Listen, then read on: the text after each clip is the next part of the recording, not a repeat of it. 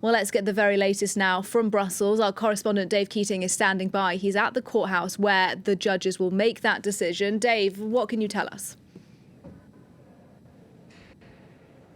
Well, the pretrial hearing has just adjourned. We're still waiting for information about exactly what was decided here.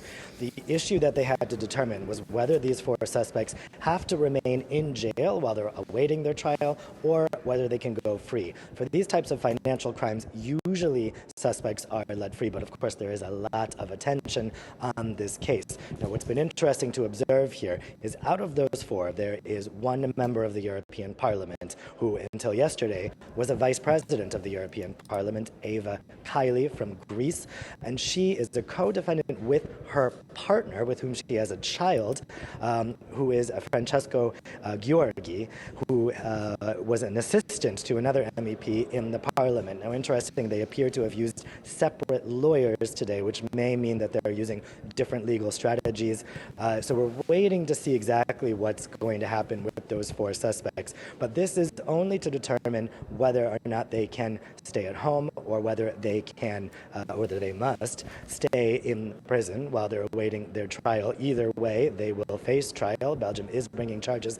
And the big question is whether there are more charges coming against additional MEPs, against additional people from NGOs, particularly Italian NGOs that have been wrapped up in this.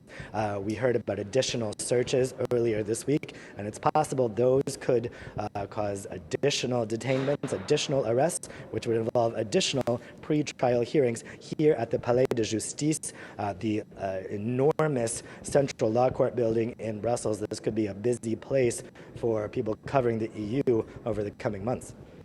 Dave, we have some problems with our sound connection with you, but I think our viewers can still understand what you're saying. This is an important story, so we're going to stick with it if we can. The European Parliament at the same time right now is looking into past decisions that have been made with the Gulf state of Qatar. What can you tell us about that? Yeah, so we've had already one of the committees that made a decision about Qatari Airways but being given preferential treatment in the EU. That committee recommendation is now being looked at again. The head of that committee sent out a message to committee members saying we need to look at whether there was undue influence from Qatar in these decisions.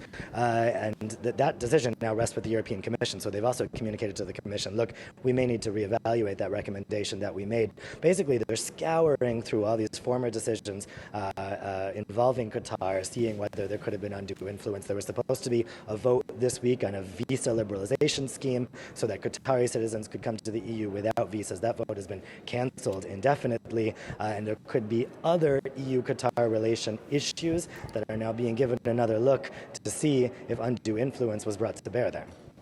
Dave Keating at the courthouse, thanks very much indeed for your reporting.